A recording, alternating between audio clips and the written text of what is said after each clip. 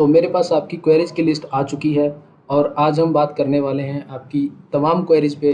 आपकी सारी क्वेरीज़ को मैंने 4 पार्ट्स में बाँटा है। नंबर 1 है stock shared in bull powerful. बहुत ज़्यादा क्वेरीज़ आई हैं कि जो बुल पावरफुल में कुछ एक स्टॉक शेयर किए गए हैं उनके बारे में। और दूसरी जो क्वेरीज़ हैं वो हैं कुछ स्टॉक्स लोगों के पास हैं जो उन्होंने बुल पावरफुल से पिक नहीं किए बल्कि कहीं बाहर से पिक किए हैं। इसके अलावा कुछ क्वेरीज़ हैं इंट्राडे पे, बैंक निफ्टी पे, कमोडिटीज़ पे और एक चौथी क्वेरी है पेड चैनल और टीचिंग पे। तो हम इन सब के बारे में एक-एक करके बात करेंगे। लेकिन मैं सबसे पहले पेड चैनल और टीचिंग के बारे में बता देना चाहता हूँ। दोस्तों टीचिंग के लिए आप कितना भी पैसा दीजिए लेकिन जब तक आपके अंदर सीखने की लगन नहीं होगी तब तक आप नहीं सीख पाएँगे। और जब आपके अंदर सीखने की लगन होगी तो आप फ्री के अवेलेबल टूल्स से भी सीख सकते हैं। जो चीज़ें फ्री में अवेलेबल हैं मार्केट के अंदर, उनसे भी सीख सकते हैं। और पेड चैनल अभी तक हमारा कोई पेड चैनल है नहीं और इन फ्यूचर शायद जब होगा तब होगा। और पेड चैनल तब होगा जब आप लोग इतना पैसा कमा चुके होंगे कि आपको थोड़ी-सी फ़ीस देने में कोई ज़्यादा तकलीफ़ नहीं होगी। तो तब तक मैं पेड चैनल शुरू नहीं करने वाला, जब तक कि आपका भरोसा मेरे ऊपर पूरी तरह से टिक नहीं जाएगा। जब तक कि आपको मेरे ऊपर पूरा विश्वास नहीं हो जाता तब तक हम पेड चैनल की सर्विस शुरू नहीं करेंगे। और जब करेंगे तो एक बहुत छोटा-सा अमाउंट रखेंगे मंथली या फिर 6 मंथ के बेसिस पे। तो हम एक-एक क्वेरीज़ पे चलते हैं। चौथी क्वेरीज़ जो है वो मेरे ख़्याल में हम लोगों ने यहाँ सॉल्व कर दी है। बाकी अगर आप ये मेरा पूरा वीडियो देखेंगे तो आपको टीचिंग से जुड़ी कई सारी चीज़ें समझ में आने वाली हैं। टीचिंग्स को लेकर जो भी वीडियो मैं डालूँगा, उस वीडियो में आपको ज़रूर कुछ ना कुछ ऐसा मिलेगा जिससे आप सीख पाओगे कि मार्केट में कैसे और क्या और कहाँ पर चीज़ें बनती हैं और कैसे उनको देखा जा सकता है। तो चलिए दोस्तों शुरू करते हैं। सबसे पहले number stock shared in bull powerful. तो मेरे पास कई लोगों की क्वेरीज़ हैं और मैंने यहाँ पे स्टॉक लिस्ट डाउन किए हैं, आप देख सकते हो। ये ट्रेडिंग व्यू का अकाउंट है। चलिए मैं उससे पहले ये बता देता हूँ कि मैं कौन हूँ। मेरा नाम है मलखान और हम लोग एक टीम में काम करते हैं। मेरे साथ टीम में हैं भावना और निर्मल और सिमरन। तो हम 4 लोग हैं। अभी फ़िलहाल इसको हम रन करते हैं और हम एनालिसिस करते हैं और आपके साथ शेयर करते हैं। हम कोई सेबी रजिस्टर्ड लोग नहीं हैं और ये वीडियो जो भी बन रहा है ये सिर्फ़ एजुकेशनल पर्पज़ से है। ये इस पर्पज़ से नहीं है कि आप हमें देख कर के ट्रेड करें या फिर हमें फ़ॉलो करें। अगर आपको अच्छा लगता है तो आप अपना दिमाग इस्तेमाल कीजिए और फिर उसके बाद डिसाइड कीजिए कि आपको ट्रेड लेना है या नहीं लेना है। तो ये मेरे पास ट्रेड्स की स्टॉक्स की लिस्ट है जो आप लोगों ने शेयर की।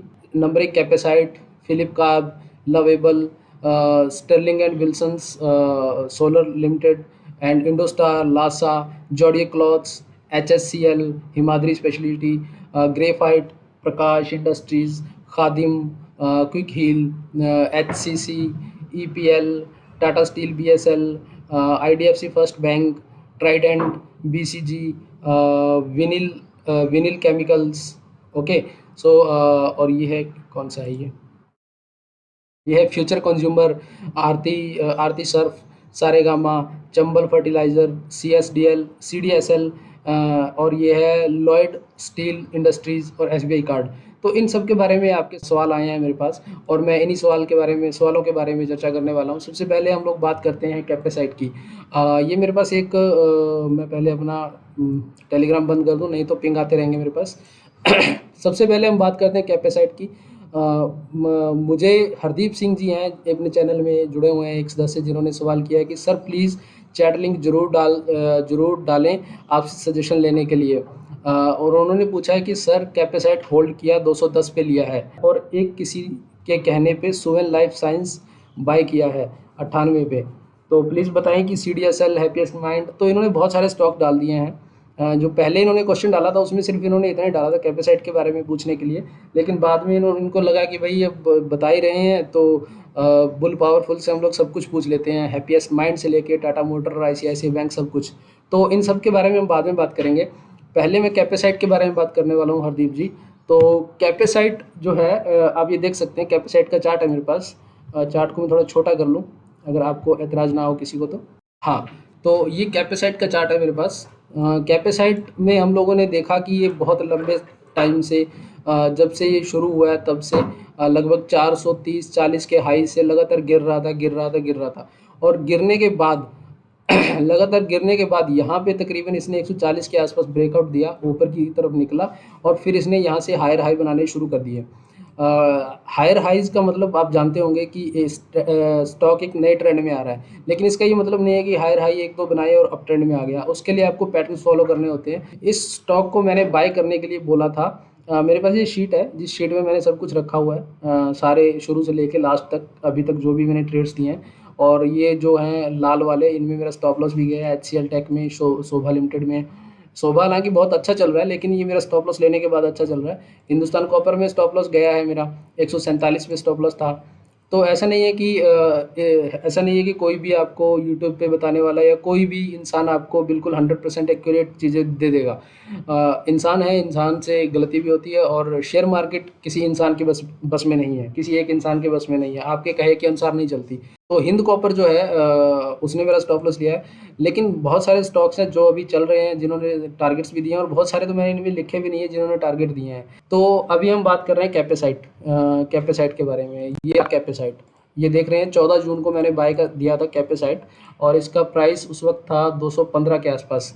तो हरदीप जी ने कैपेसाइट उठाया है 210 पे, मतलब जो प्राइस मैंने दिया उससे नीचे उठाया, बहुत अच्छा किया है। और इसका स्टॉप लॉस मैंने दिया 178। तो 178 इसका स्टॉप लॉस ये है तकरीबन यहाँ पे, ये मैंने इसका मार्क भी करके रखा है 178।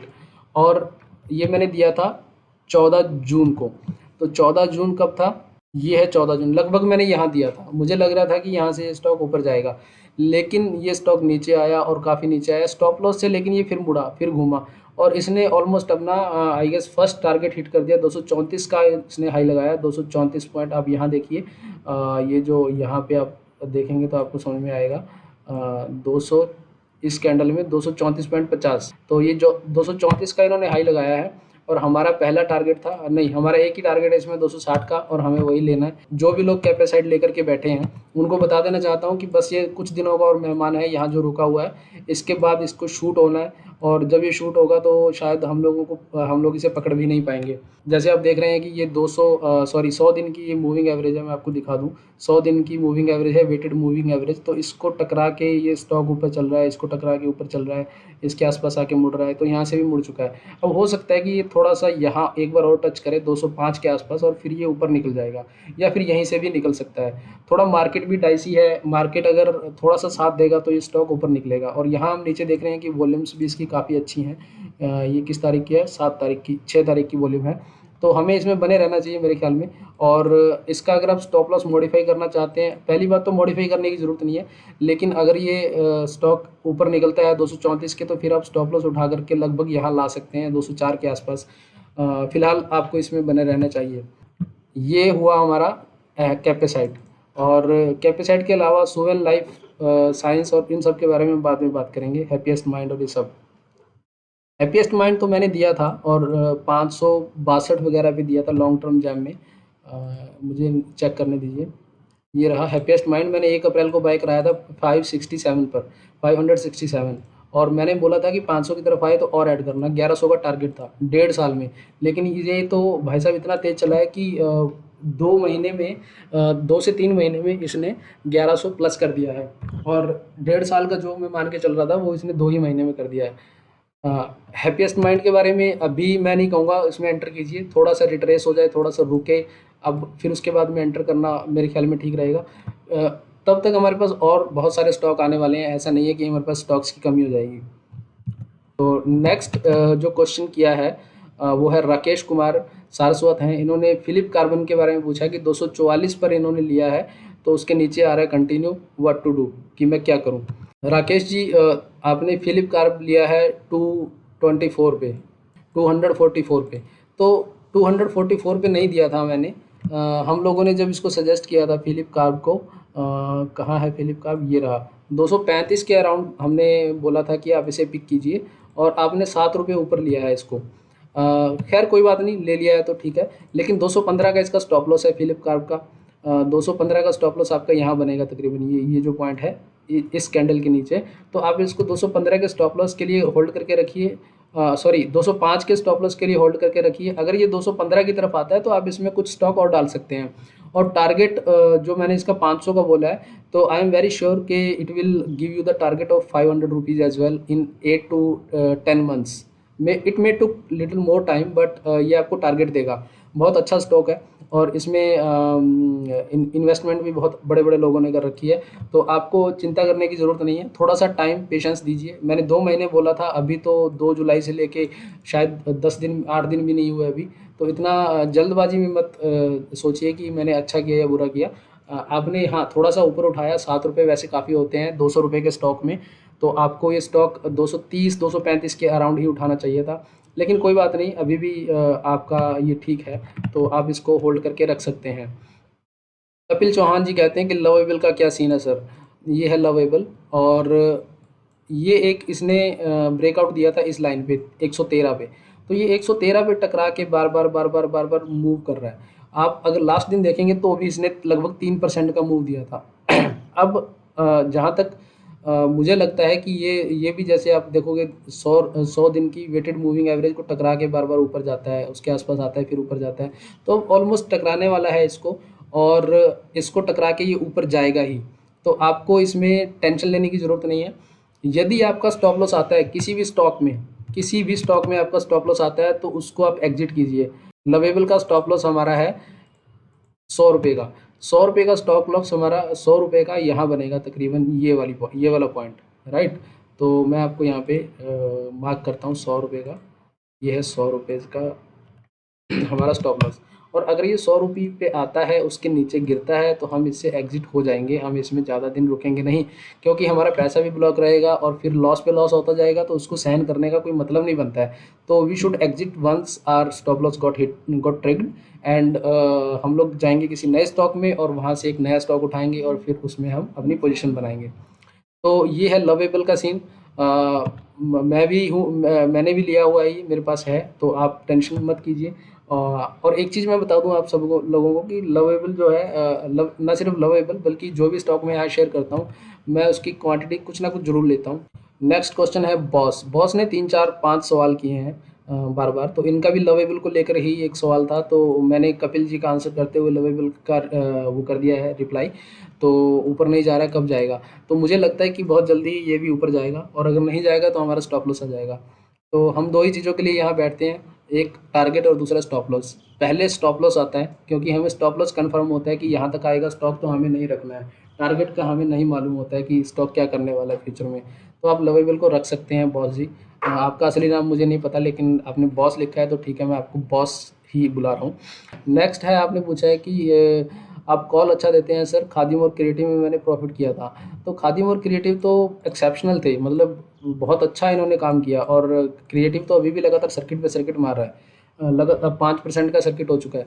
तो हम लोगों ने टारगेट लिया, हम लोग एग्जिट हुए। खादिम में भी ऐसा ही हुआ, फर्स्ट टारगेट लिया और उस पर एग्जिट हुए। उसके बाद आपने लवेबल लिया, लेकिन ये ऊपर नहीं जा रहा है, तो आप इसमें बैठिए। हो सकता है कभी कभार वेट भी करना पड़ता है, हर स्टॉक क्रिएटिव और खादिम की तरह 4 दिन में ही आपके टारगेट्स नहीं देता है। कुछ स्टॉक में आपको वेट करना पड़ता है, कुछ स्टॉक जल्दी निकल जाते हैं ऊपर, तो मेरे हिसाब से आपको बैठना चाहिए। आपने SW सोलर भी लिया है, तो ये अ, उसका खून कब खोलेगा? खून तो इसका मेरे हिसाब से खोलना चाहिए था, लेकिन मार्केट क्योंकि थोड़ी सी डाइसी हो जाती है, तो थोड़ा सा दिक्कत रहता है। जैसा कि मैं आपको हमेशा बोलता हूँ कि मैंने यहाँ पे लगभग दिया था, और इसको ये टारगेट दिया हुआ मैंने, और ये आप देखिए 200 के ऊपर गया था, तब ऑलमोस्ट हम लोगों ने इसको पिक किया था। और अभी ये 200 के सॉरी 100 की वेटेड मूविंग एवरेज के पास में ही है, तो यहाँ से पिक होना चाहिए जहाँ तक मुझे लगता है। और ये एक ट्रेंड लाइन को फॉलो कर रहा है, इस ट्रेंड लाइन पे टच होके फिर ऊपर जा सकता है। तो ट्रेंड लाइन और ये दोनों आसपास हैं, तो हमें उम्मीद है कि यहाँ पे डबल कंफर्मेशन के साथ ये स्टॉक ऊपर जाएगा। लेकिन याद रखिए कि अगर आपको स्टॉप लॉस आता है तो हमें स्टॉप लॉस हर हालत में देना है। ये फिर इनका अगला सवाल है कि इंडोस्टार का क्या करूं? 387 पे लिया था, काफ़ी टाइम से नीचे जा रहा है, बहुत लॉस में है अभी। होल्ड करूं या सेल कर दूं? अभी एवरेज करने का पैसा भी नहीं बचा, काफ़ी टाइम से अटके हुए हैं, ये कब ऊपर जाएगा? तो 387 रुपये पे आपने बाई किया है इंडोस्टार। इंडोस्टार 387, मतलब तकरीबन तकरीबन आपने यहाँ पे बाय किया, यहाँ पे, राइट। और हम लोगों ने इंडोस्टार जो दिया था, इंडोस्टार हम लोगों ने इंडोस्टार 323 पे बाय करवाया था।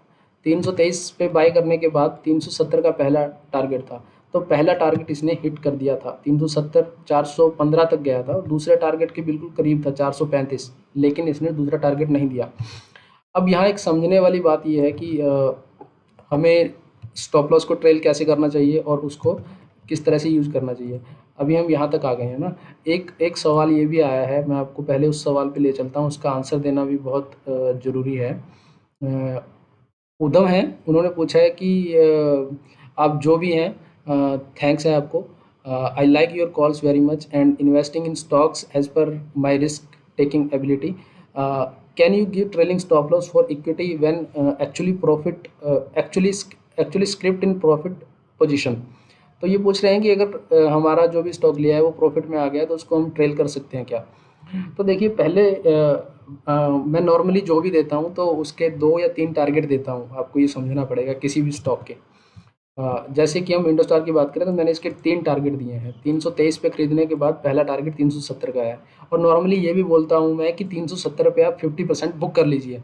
370 पर बुक करने के बाद आपका 50% जो बचेगा उसके लिए आप स्टॉप लॉस अपनी मर्जी से थोड़ा और खिसका सकते हैं। मान लीजिए 370 पे हमने बुक कर लिया, उसके बाद हम एक ऐसा स्टॉप लॉस ले लें कम से कम हमें नुकसान ना हो। एटलीस्ट हम 323 का ही स्टॉप लॉस ले लें कि 323 के नीचे आएगा तो हम इसको एग्जिट कर देंगे।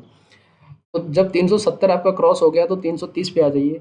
जब 435 दूसरा टारगेट आपका अचीव हो रहा है, ये वाला 435, तो आप 370 पे आ जाइए स्टॉप लॉस लेके, और जब ये 500 की तरफ जा रहा है तो 435 पे आ जाइए। जब आपकी पोजीशन एक बार प्लस में आ गई है और आपने पहला टारगेट ले लिया है तो उसके बाद मुझे नहीं लगता कि आपको लॉस लेना चाहिए। आपको at least cost to cost loss तो करके बैठना ही चाहिए। तो इसको हम ट्रेलिंग भी कर सकते हैं। 323 के बाद 370 पे ट्रेल कर सकते थे।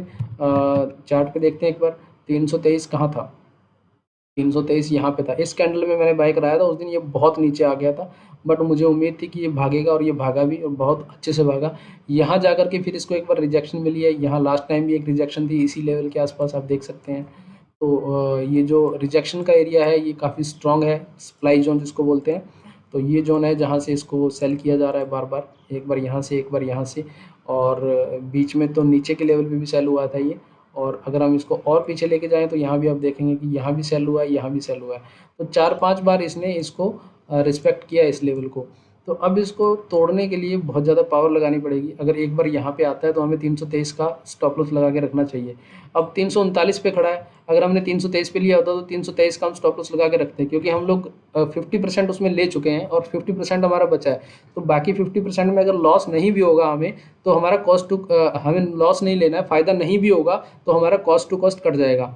तो कॉस्ट टू कॉस्ट निकालना भी कई बार ज़रूरी होता है। तो ठीक है, अभी 339 है, मेरे हिसाब से स्टॉक ऊपर आएगा। अगर ये स्टॉक इस मूविंग एवरेज को टच कर रहा है, देख रहे हैं आप, तो इस यहीं से जंप होना चाहिए। अगर ये थोड़ा सा नीचे भी आता है और इस लाइन के आसपास आएगा 320-21 के आसपास, तो आप वहाँ से और ऐड कर सकते हैं अगर आपके पास पैसा है तो। लेकिन अगर नहीं है तो आप बैठिए। अगर ये स्टॉप लॉस लेगा 200, मेरे ख्याल में आपको यही स्टॉप लॉस रखना चाहिए। 200-300 रुपये के आसपास का स्टॉप लॉस है, 300 का। आप उसको फॉलो कीजिए, और अगर आपका स्टॉप लॉस आ जाता है तो आप उससे निकल जाइए। आपके पास और बहुत सारे मौके आएंगे पैसा कमाने के। तो उद्धव जी, आपका भी आंसर हो गया इसी क्वेश्चन के साथ। और नेक्स्ट स्टॉक जो है हमारा, जिसके बारे में बात कर रहे हैं सब लोग, लासा। भारत हैं, लासा के बारे में जानना चाह रहे हैं, और भी कई लोगों ने लासा के बारे में पूछा है। जैसे राघवेंद्र जी हैं, लासा के बारे में पूछ रहे हैं। कपिल कपिल मेहता हैं, लासा के बारे में पूछा है इन्होंने भी। तो लासा के बारे में बात करते हैं।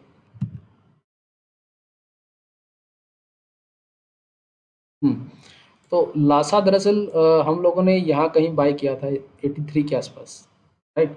और उसके बाद 95 का हमारा टारगेट था। अ, हम लोग देख लेते हैं यहाँ पर। लासा 84 के आसपास बाय किया था हमने, और टारगेट 95 का था पहला, लेकिन 95 आया नहीं। उसके बाद 127 का टारगेट था एक, उसके बाद 160 का। तो अभी तक ये नीचे ही चल रहा है, स्टॉक माइनस में चल रहा है। और इसको हमने बोला है कि 65 तक आप ऐड कर सकते हैं इसमें, और 56 इसका जो स्टॉप लॉस है। 65 आने में आप समझ रहे हैं कहाँ कहाँ तक आएगा। 65 आएगा लगभग इस लाइन के आसपास। तो 68 65 अगर आ जाए तो आप वहाँ से इसको जितना चाहें उतना बाय कर सकते हैं, लेकिन अभी के लिए आप इसको होल्ड पे रखिए। मुझे उम्मीद है कि इस लाइन से टकरा के ये ऊपर उठेगा, और ये 95 का टच करेगा। 95 के बाद ये अगर 96 वगैरह क्रॉस करता है तो फिर ये 127-28 और फिर ये तीसरा टारगेट भी देगा। लगभग डबल होने की क्षमता है इस स्टॉक में, बट अभी के लिए आपको थोड़ा वेट करना पड़ेगा लासा में। आपको ज़्यादा परेशानी नहीं होगी, और अगर ये अपना स्टॉप लॉस लेके जाता है तो हम इसको स्टॉप लॉस दे देंगे, हम इसके अलावा किसी और स्टॉक में एंटर करेंगे। लासा का आंसर हो गया है। अब एक मोहम्मद शरीफ मोमिन है जो जॉडी क्लॉथ के बारे में पूछना चाह रहे हैं। जॉडी क्लॉथ्स क्या करेगा? ये जॉडी क्लॉथ्स है तो ये देख लीजिए, ये 100 की मूविंग एवरेज के आसपास ही उठ रहा है, बार बार यहाँ से भी उठा है। ये इस बार आया नहीं लेकिन पहले उठ गया है, तो मुझे उम्मीद है कि ये एक इसकी ट्रेंड लाइन चल रही है, ये वाली, ये इस ट्रेंड लाइन को तोड़ के ऊपर निकला है, और ये ट्रेंड लाइन ही इसकी सप्लाई जोन भी है। इसी के आसपास ये रिजेक्ट भी होता है, यहाँ हुआ है, यहाँ पर हुआ है, यहाँ पर हुआ है, और यहाँ पर भी हुआ है। तो मुझे उम्मीद है कि, और नीचे लेकिन ये एक बाइंग जोन भी बन रहा है इसके नीचे वाली लाइन, तो यहाँ पर बायर और सप्लाई, बायर्स जो है, डिमांड और सप्लाई जो है बहुत टाइट है यहाँ पर इस टाइम पे। तो मुझे लगता है कि आपको सिर्फ हफ्ता भर और इंतज़ार करना होगा। अगले वीक में हम इसमें बड़ा एक्शन देख सकते हैं, और इसका जो है हमारा target, sorry, zodiac zodiac zodiac का हमारा जो है जो टारगेट 150 का है और 175 का है। तो 150 हमें तकरीबन यहाँ मिलेगा, और मुझे लगता है कि अगले हफ्ते में इसको 150 या 145 वगैरह मार देना चाहिए। और अगर एक बार ये 150 वगैरह आ जाएगा तो फिर हमें कोई टेंशन नहीं रहेगी, हम इसको ट्रेल करेंगे स्टॉप लॉस के साथ। 150 के बाद हम कॉस्ट टू कॉस्ट ले आएंगे, और 50% प्रॉफिट बुक करने के बाद, राइट। तो जोडियक में भी ऐसी घबराने वाली कोई बात नहीं है। अब अगर मैं देखूँ कल की, तो फ्राइडे को 9 जून 2021 को इसने अच्छा खासा वॉल्यूम भी दिखाया है, और यहाँ से अगर ये ब्रेक होता है तो अच्छा रिजल्ट हमें देखने को मिलेगा। यहाँ पर मैं एक और लाइन लगा सकता हूँ, इस लाइन के ऊपर जब निकलेगा 119 के ऊपर, 119 के ऊपर क्लोजिंग देता है तो हमें बहुत अच्छा रिटर्न मिलेगा इससे। तो मोहम्मद जी, आपका आंसर जोडियक का मिल गया आपको शायद। मोहित शर्मा कहते हैं हिमाद्री केमिकल्स और ग्रेफाइट। तो हिमाद्री केमिकल्स, स्पेशलिटी केमिकल्स, ये एक ट्रेंड लाइन को फॉलो कर रहा था, लेकिन यहाँ पर ये इसने इसको तोड़ा है। अब ये नीचे की सपोर्ट जो है, ये 100 दिन की वेटेज मूविंग एवरेज है। तो जैसे ही ये इसको तोड़ेगा, इसको टच करेगा, तो ये जंप करना चाहिए। अगर नहीं करेगा तो ये हमारा स्टॉप लॉस लेगा। यदि हमें फिर से इसे बाय करना होगा तो मैं एक नया लेवल दूंगा, जब अगर ये इसके ऊपर भी, इसको भी स्टे नहीं करे, इसको भी तोड़ के जैसे ये नीचे आए, तो फिर हम इस लाइन पे इसको पिक करेंगे। ये होगा हमारा तकरीबन 45 के अराउंड। जब ये 45 वगैरह के आसपास आएगा तो हम इसको उठाएंगे। और इनका एक और क्वेश्चन है ग्रेफाइट को लेकर। तो ग्रेफाइट जो है इस ट्रेंड लाइन को फॉलो कर रहा है, ग्रेफाइट को यहाँ उठाना बहुत अच्छा है। आप यहाँ से इसे पिक कर सकते हैं। अभी 636 पे है, तो ये बहुत जल्दी इस लाइन को टच करेगा। 700 लगभग आपको 140 रुपये के आसपास यहाँ आपको प्रॉफिट मिलेगा, और उसके बाद फिर जब ये ऊपर जाएगा तो बहुत ऊपर जाने वाला है। नेक्स्ट क्वेश्चन है, राघवेंद्र जी हैं, उनका प्रकाश इंडस्ट्री और लासा की बात हम कर चुके हैं। प्रकाश इंडस्ट्रीज भी एक स्टॉक है जो थोड़ा सा डाइसी लग रहा है कुछ दिनों से। ये इसको मैंने चीर फाड़ करके रखा हुआ है। आप ये देखेंगे 100 दिन की जो वेटेड मूविंग एवरेज है, इसके पास से ये वापस जाने की कोशिश कर रहा है। तो अब इसके ऊपर क्लोज हो चुका है, हमें घबराने की ज़रूरत नहीं है। और ये हमारा 72 का जो लेवल है, ये हमारा स्टॉप लॉस है। आप देखेंगे, आपको मतलब आप हैरान होंगे कि ये वाली इस कैंडल का लो आप देखिए, यहाँ पर आपको लो दिखाएगा। इस कैंडल का लो देखिए 72.35, और हमने इसका जो स्टॉप लॉस दिया हुआ है प्रकाश इंडस्ट्रीज का, वो 72 दिया हुआ है। 72, तो 72 इसने टच नहीं किया, 72 के नीचे क्लोजिंग नहीं हुई है। अगर 72 के नीचे क्लोज करता तो हम इसे एग्जिट कर देते लॉस के साथ, राइट। लेकिन ये इसने बिल्कुल उसी लेवल से आकर के इसको पिक किया है। 35 पैसे से स्टॉप लॉस छोड़ा है इसने, और फिर उसके बाद ऊपर जा रहा है। अभी एक ये इसके लिए हर्डल है 84 का। 84 को क्रॉस करने के बाद ये मुझे लग रहा है अच्छी मूवमेंट देगा, और हम लोगों को तैयार रहना चाहिए इसकी मूवमेंट के लिए। हाँ, अगर आप किसी को लग रहा है कि भाई बहुत ज़्यादा पैसा इसमें फंसा हुआ है, तो आप कुछ स्टॉक इसमें से निकाल सकते हैं जब ये कॉस्ट टू कॉस्ट आएगा लगभग 88-89 के आसपास। कुछ स्टॉक होते हैं जो आपके स्टॉप लॉस भी लेते हैं, तो हम अगर ये स्टॉप लॉस लेता तो हम देते हैं। हमें रिस्पेक्ट करना पड़ेगा मार्केट से। यदि हम प्रॉफिट लेते हैं तो हमें स्टॉप लॉस भी उसको देने पड़ेंगे। तो राघवेंद्र जी, आई गेस आपके दोनों क्वेश्चंस का आंसर हो गया। आपने 2 महीने से होल्ड करके रखा है, बहुत पेशेंस है आप में। तो अभी आप इसे सेल मत कीजिए, आप इसको होल्ड कीजिए और थोड़ा होल्ड कर लीजिए, 2 महीने कर लिया तो। कपिल मेहता ने पूछा है कि Khadim India, Quick Heal and Lasa, Khadim will it consolidate, क्या ये कंसोलिडेट करेगा, and Lasa moving between 80 to 85। Lasa के बारे में हम डिस्कस कर चुके हैं, लासा बहुत जल्दी ही आपको एक अच्छा मूव देने वाला है। क्विक हील मैंने दिया नहीं है, लेकिन हम बाद में बात कर लेंगे इसके बारे में। खादिम इंडिया जो है वो बिल्कुल खादिम ये रहा, खादिम बिल्कुल कंसोलिडेट कर रहा है यहाँ पर, और अभी ये एक अगर मैं कहूँ कि एक ट्रेंड लाइन को फॉलो कर रहा है, और मोस्ट प्रोबेबली ये यहाँ तक आना चाहिए, इस लेवल तक। ये लेवल है आपका 272 का। यहाँ टच करने के बाद जब ये ऊपर की तरफ उड़ना शुरू करेगा तो हम इसमें फिर से एंट्री बना सकते हैं। हमारा टारगेट जो था 371 का, वो टच नहीं किया इसने। लगभग इसका हाई था 358 का, 358 का, तो लगभग 10-12 रुपये का इसने हमारा छोड़ दिया टारगेट आने में। लेकिन पहला टारगेट बहुत शानदार आया था और बहुत अच्छा इसने रिटर्न भी दिया है। अब आपको करना क्या है कि आपको कम से कम 266 पे अपना स्टॉप लॉस लगा के रखना है। अगर ये 266 के नीचे आएगा तो हम इसे क्लोज कर देंगे। एटलीस्ट आपने जो 50% मार्जिन बुक किया है, जो आपने बुक किया है, वो आपका प्रॉफिट रहना चाहिए। ये प्रॉफिट हमें नहीं देना है वापस मार्केट को, ये वाला प्रॉफिट हम इसको बहुत टाइम तक होल्ड नहीं करेंगे। हमने इसको बाय जहाँ भी किया था, मुझे ध्यान नहीं है, वेट, खादिम 193 पे हमने इसको 193 ये है 190 92 93। तो ये जो हमने प्रॉफिट लिया है इतना, राइट, ये वाला प्रॉफिट जो है इसको हमें छोड़ना नहीं है। तो आपको 266 के नीचे जैसे ही क्लोज होगा तो आपको एग्जिट करना है। अगर 266 से ये रिवर्ट लेने लगे तो कोई दिक्कत नहीं है, फिर भी आपको यहाँ स्टॉप लॉस लगा के रखना है, उसको फॉलो करना है 371 तक। ये आपको 371 और 70 का टारगेट जरूर देगा। अब हमारा ये पहला पार्ट इसमें पूरा हो गया है। वीडियो थोड़ा लंबा हो सकता है, लेकिन आपको इसमें सीखने को बहुत कुछ मिल रहा होगा। जो हमने स्टॉक शेयर किए थे ये उनके बारे में थे। अब जो आउटसाइड के स्टॉक हैं, तो मैं सबका नाम नहीं लूँगा, लेकिन मैं यहाँ पर एक एक करके फटाफट से वो बता देता हूँ। क्विक हील किसी ने पूछा, तो क्विक हील अगर आप देखोगे तो बहुत अच्छे से ये चल रहा है। मैं ये डेली और वीकली टाइम फ्रेम में देखता हूँ नॉर्मली। तो यहाँ पे इसको एक रिजेक्शन मिल रहा है। रिजेक्शन क्यों मिल रहा है? क्योंकि ये एक सप्लाई जोन रहा है कभी, ये वाला।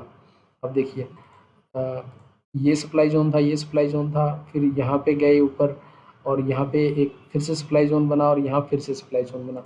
अब ये इस सप्लाई जोन को देखेगा, टच करेगा, इसको टेस्ट करेगा। टेस्ट करने के लिए क्या करेगा, ये पहले एक बार नीचे जाएगा। मैं आपको पेन टूल से बताता हूँ।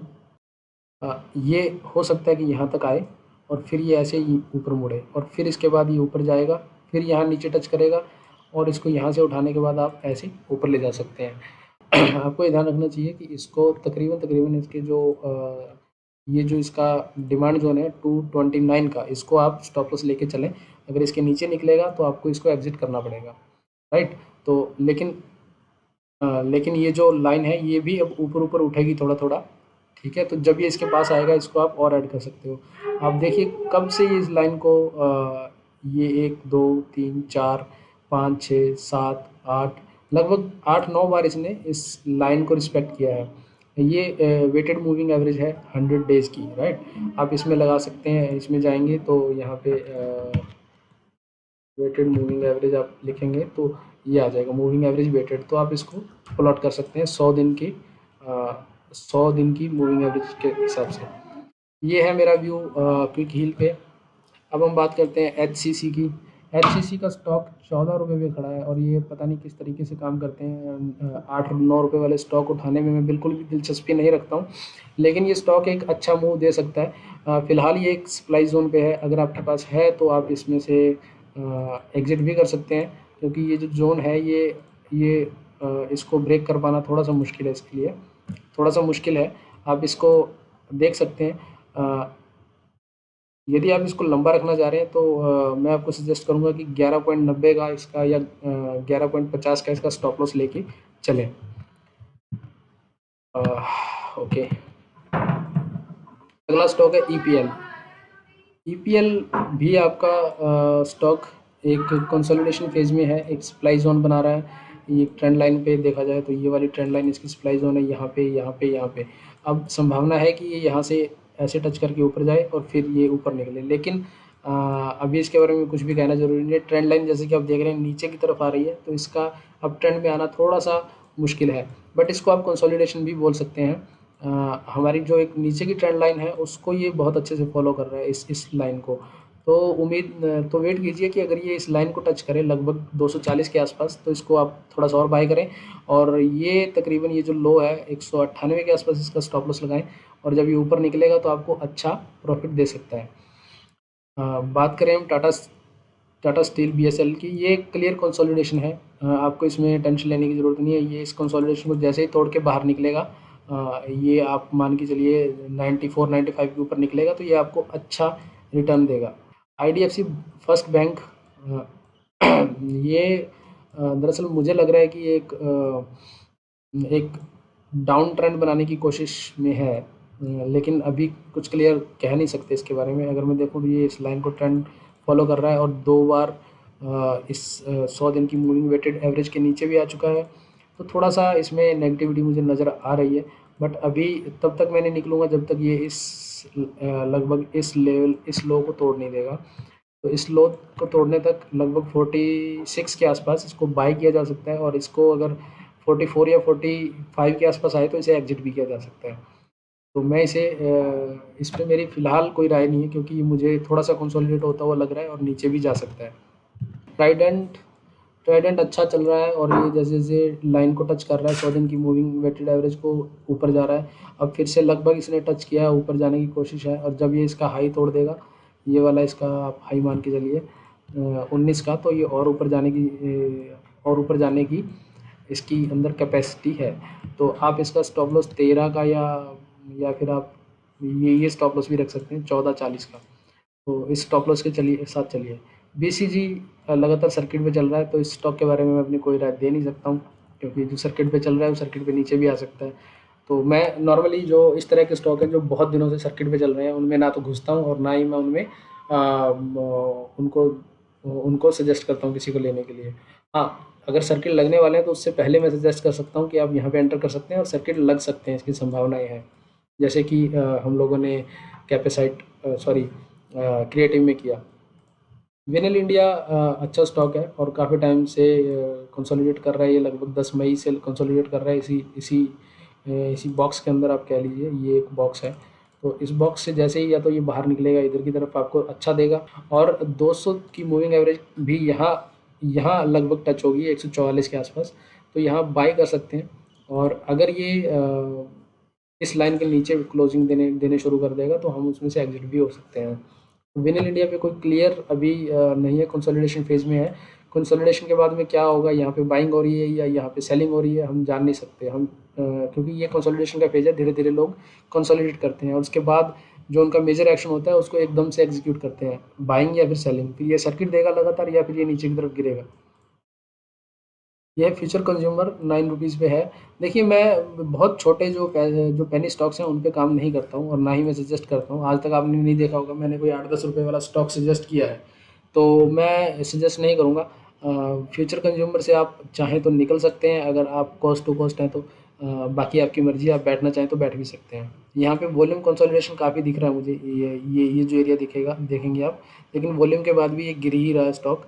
तो इसको आप बाय कर सकते हैं। अगर ये 12 के ऊपर जाए तो इसको आप होल्ड करिए, फिर 14 15 16 का टारगेट दे सकता है। लेकिन अगर ये नीचे आ गया तो ये और नीचे भी आ सकता है। आरती सर्फ एक अच्छा स्टॉक है, और ये 100 दिन की वेटेड मूविंग एवरेज पे भी खड़ा है हमारी। तो यहाँ से अगर ये स्टॉक अगर इस ट्रेंड लाइन को तोड़ के ऊपर निकलता है तो हमें इसमें बने रहना चाहिए, और इसका स्टॉप लॉस जो है हमें ये वाला रखना चाहिए। यहाँ पे एक सप्लाई जोन है इसका, डिमांड जोन है 1226 का स्टॉप लॉस लेके हम इसमें बने रह सकते हैं। और उम्मीद है कि ये स्टॉक भी अच्छा रिटर्न दे सकता है, यहाँ से और ज़्यादा अच्छा रिटर्न दे सकता है। सरगम क्यों ऊपर जा रहा है? किसी ने पूछा है कि सरगम जो है ये ऊपर क्यों भाग रहा है, इसके बारे में आप बताइए। तो अभी क्यों भाग रहा है, इसमें कोई न्यूज़ हो सकती है या बहुत सारी चीज़ें हो सकती हैं, लेकिन 3500 रुपये का स्टॉक हो चुका है सारेगामा इंडिया, राइट। तो इसकी कोई न्यूज़ रही होगी बेसिकली।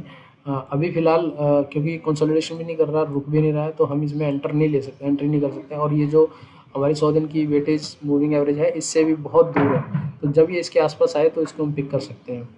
चंबल फर्टिलाइज़र में कोई किसी ने पूछा है कि फंसे हुए हैं, ये सरिता हैं। इन्होंने बोला है कि ये जय शाह ने पूछा था सारेगामा के बारे में, क्यों बढ़ रहा है ये, कोई स्प्लिट है या बोनस है, अगर इन्वेस्टेड है तो उसे होल्ड करें या नहीं।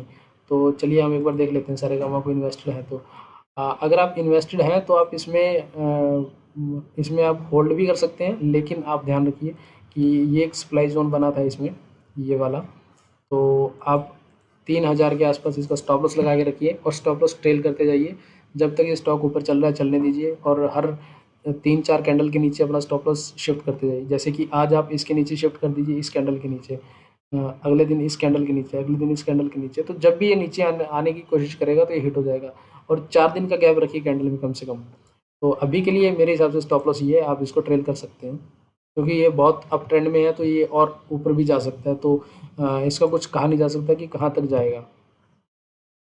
चंबल फर्टिलाइज़र के बारे में पूछा है इन्होंने, तो ये इनका कहना है कि कुछ सजेस्ट कीजिए। 311 पर परचेज़ किया था, तो 311 पे परचेज़ किया था, अभी 300 पे चल रहा है। और एक मुझे तो इसमें अच्छा कंसोलिडेशन लग रहा है, और ये कंसोलिडेशन अप ट्रेंड में है। देखिए यहाँ पे ऊपर ऊपर ऊपर ऊपर, और यहाँ पे बिल्कुल थोड़ा सा फंसने की कोशिश है। जैसे ही यहाँ से निकलेगा स्टॉक अच्छी मूवमेंट देगा, तो चंबल फर्टिलाइज़र को आप रखिए।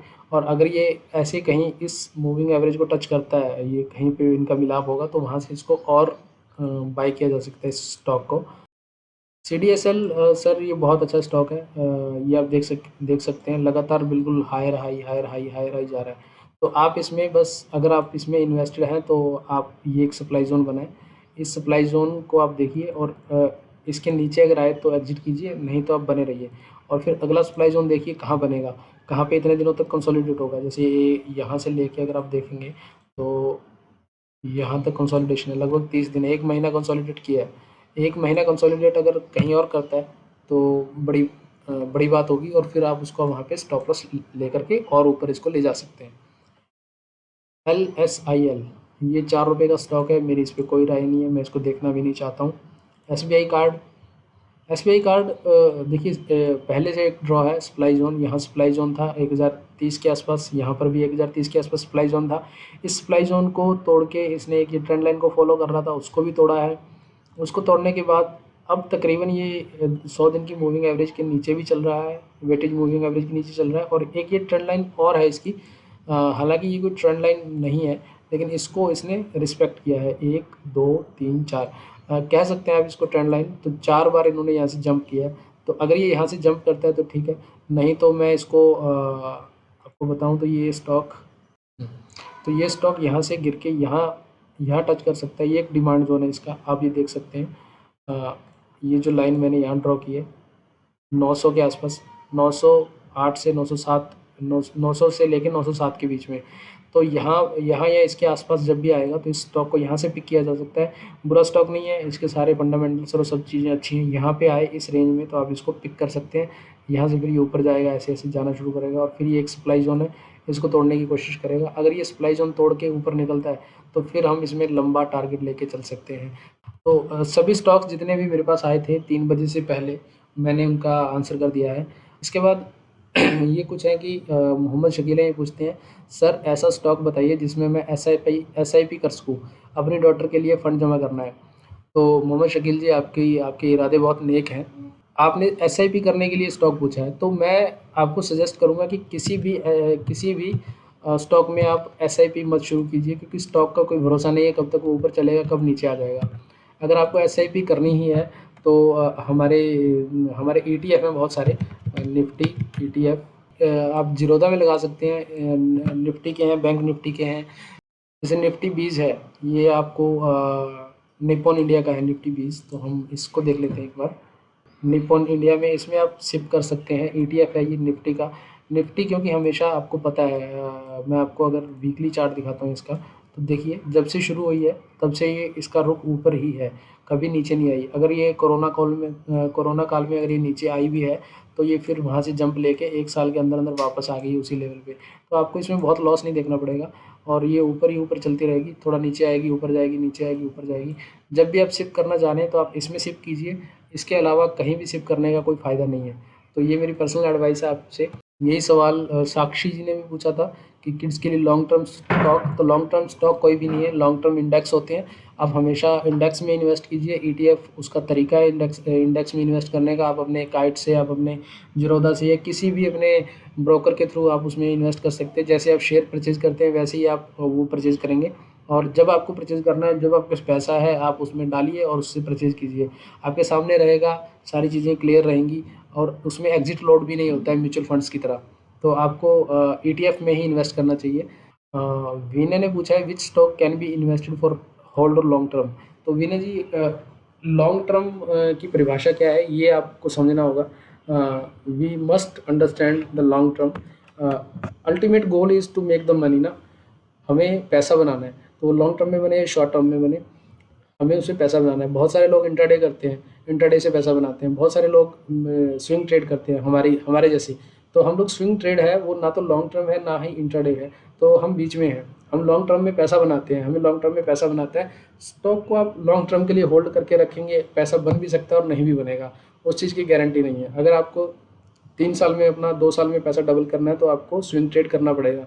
लेकिन अगर आपको लॉन्ग टर्म रखना है तो वो स्टॉक हो सकता है 5 साल में डबल हो, या फिर हो सकता है कि वो 10 साल में डबल हो, या फिर हो सकता है कि वो हो ही नहीं। तो इसलिए लॉन्ग टर्म में इन्वेस्ट करने का जो आपका आइडिया है, मैं उससे बहुत ज़्यादा सहमत नहीं हूँ। लेकिन हाँ, अगर आप करना चाहें तो जो मैंने बोला है ईटीएफ में आप पैसा डाल सकते हैं। आप उसमें पैसा डालिए, निश्चिंत होकर के आप सो जाइए, कोई दिक्कत नहीं है। राहुल जैन भी कहते हैं कि 3 लाख रुपए हैं जो लॉन्ग टर्म में डालना चाहते हैं, गुड पोर्टफोलियो बनाना है। पोर्टफोलियो गुड जैसा कुछ नहीं होता है। हर स्टॉक जब कुछ पैटर्न या कुछ चीज़ें देता है तो हम उस पैटर्न्स के हिसाब से चलते हैं। जैसा मैंने अभी आपको तकरीबन 20 स्टॉक बताए हैं, तो उन 20-25 स्टॉक्स में से जिनमें हमें पैसा मिल रहा है, हम उनमें पैसा बनाते जा रहे हैं और निकलते जा रहे हैं। हम अगले स्टॉक में इन्वेस्ट कर रहे हैं, अगले स्टॉक में इन्वेस्ट कर रहे हैं। हमें अपना पोर्टफोलियो नहीं बनाना है, पोर्टफोलियो पे ध्यान मत दीजिए, हमें पैसा बनाने पे ध्यान देना चाहिए। We should focus on the money only. Zero hour ने पूछा है कि swinging idea of your is very impressive. If getting market price less stock for swing it will be helpful for small trader like us and intra calls. तो intraday calls के बारे में मैं बताऊंगा। इससे पहले उद्धव ने पूछा था कुछ, तो मैंने उनका भी जवाब दिया है। रेणु कुमारी ये कहती हैं कि please suggest about some intraday calls. Arpit Jain हैं, ये भी इंट्राडे में बैंक निफ्टी में इन्वेस्ट करना चाह रहे हैं, इन्वेस्ट नहीं सॉरी ट्रेड करना चाह रहे हैं। गौरव भगत हैं, ये भी सेइंग के बैंक निफ्टी का इतना कॉल लिया, इतना पुट लिया, ये किया वो किया। तो अभी क्या करना चाहिए, स्क्वायर ऑफ करना चाहिए या निकलना चाहिए? देखिए, जब भी आप ऑप्शंस बाय करते हैं तो उनमें बहुत कम चांसेस होते हैं कि आप प्रॉफिट में निकलेंगे। एक कहावत है मार्केट में कि option seller most of the time profit में निकलते हैं, और ऑप्शन बायर जो होते हैं वो most of the time loss में निकलते हैं। तो मैं ये कहूँगा कि आप ये कॉल पुट बाय करना बंद कीजिए। अगर आपको डिसेंट पैसा बनाना है तो हमारे साथ भी बना सकते हैं। अगर आप महीने के 5 से 7% अगर बनाते हैं तो भी आप 12 से मल्टीप्लाई करेंगे तो 60% से ज़्यादा एक साल में पैसा आप बना सकते हैं। तो पैसा बनाना ज़्यादा इम्पोर्टेंट है, ना कि वो इंटरडे में कॉल काम करके या फिर किसी सॉरी लॉन्ग टर्म उसमें रख के। तो आपका पैसा कैसे बन रहा है, जो सबसे ईजी तरीका है उसमें आप बनाइए, उसमें आप काम कीजिए। इंट्राडे के बारे में अर्पित जी और आप सब लोगों को मैं बता दूं कि मैं इंट्राडे में काम नहीं करता हूं। आकाश अग्रवाल कहते हैं कि आपके मोस्टली जो है एक्यूरेट होते हैं, कुछ कमोडिटी में टिप्स भी दे दिए। देखिए, कमोडिटी जो है आकाश जी, ये बहुत एक रिस्की गेम है। एक्चुअली जो कमोडिटी है वो बाहर की जितनी भी कंट्रीज़ हैं, चाइना से लेके अमेरिका, रशिया और इन सब पे डिपेंडेंट है कि अगर स्टील की कोई खबर चाइना से आती है तो हमारी स्टील पे फ़र्क पड़ता है उससे, राइट। और अगर अमेरिका सोने के बारे में कुछ या रशिया गोल्ड के बारे में कुछ बोलता है, सिल्वर के बारे में कुछ बोलता है, तो यहाँ जो हमारे रेट हैं वो फ्लक्चुएट होते हैं। तो हम इतनी सारी चीज़ों का ध्यान नहीं रख सकते, इसलिए हम कमोडिटी में नहीं करते।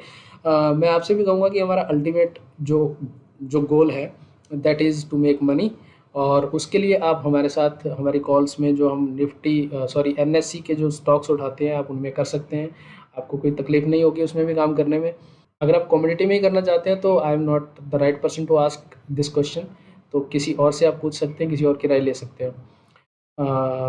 बॉस एक बार फिर पूछ रहे हैं कि आपको कोई पेड चैनल है तो बताना। हम ज्वाइन करेंगे। पेड चैनल अभी नहीं है, फ्यूचर में हो सकता है कि हो, तो जब होगा, लेकिन तब तक आप लोग इतना पैसा कमा चुके होंगे कि मुझे देने में आपको कोई कठिनाई नहीं होगी।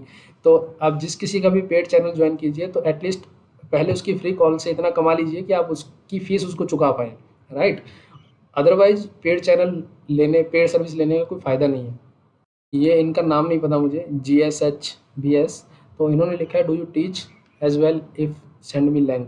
तो क्या आप कुछ सिखाते भी हैं? तो लिंक सेंड कर सकते हैं। मैं सिखाता नहीं हूँ फ़िलहाल, ऐसा कुछ शुरू नहीं किया मैंने, लेकिन जो ये वीडियो बना रहा हूँ और मैं इन फ्यूचर भी ऐसे वीडियो बनाते रहूँगा, तो आप सबके लिए वो वीडियो हेल्पफुल होंगे और उसमें आप सीख पाएँगे। अगर इन फ्यूचर कभी मैंने टीचिंग का कुछ शुरू किया, तो मैं आप लोगों को डेफ़िनेटली बताऊँगा और ग्रुप में इन्फॉर्म करूँगा। मेरे ख़्याल में सभी आंसर दे दिए हैं और इसी तरीके से हम शनिवार को, हर शनिवार को या फिर संडे को मैं आप लोगों के क्वेश्चंस लूँगा और उस पे एक आध वीडियो बनाऊँगा। आज का वीडियो काफ़ी लंबा हो गया है, तो मैं कोशिश करूँगा कि इतना लंबा वीडियो ना हो, लेकिन क्योंकि कंटेंट आपको समझ में आना चाहिए।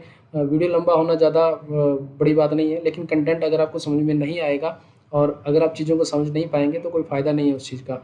तो आज पहला था, शायद फ्यूचर में आपकी ये सब क्वेरीज़ नहीं होंगी, जैसे इंट्राडे और टीचिंग और ये और वो, तो हमारा वीडियो थोड़ा कम रहेगा। अगर 8-10 स्टॉक को हमें देखना है कि 8 या 10 या 15 स्टॉक को देखना है, तो उसमें बहुत टाइम नहीं लगेगा। और और कुछ नहीं, इस वीडियो को मैं यहीं रैप अप कर रहा हूँ और अगर आपको ये मेरा वीडियो ठीक लगा हो, इस वीडियो को लाइक कर सकते हैं, बुल पावरफुल के चैनल को लाइक कर सकते हैं और आप अपने फ्रेंड्स के साथ, दोस्तों के साथ शेयर कर सकते हैं। इस चीज़ के लिए मैं आपसे कोई फ़ी नहीं ले रहा हूँ फ़िलहाल तो, और ना ही फ्यूचर में लूँगा इस इन टीचिंग्स के लिए। तो दोस्तों, आप लाइक, शेयर और सब्सक्राइब ज़रूर कर दीजिएगा मेरे इस पहले यूट्यूब वीडियो को। उम्मीद करता हूँ आप सबको ये कंटेंट पसंद आया होगा। Thank you very much guys.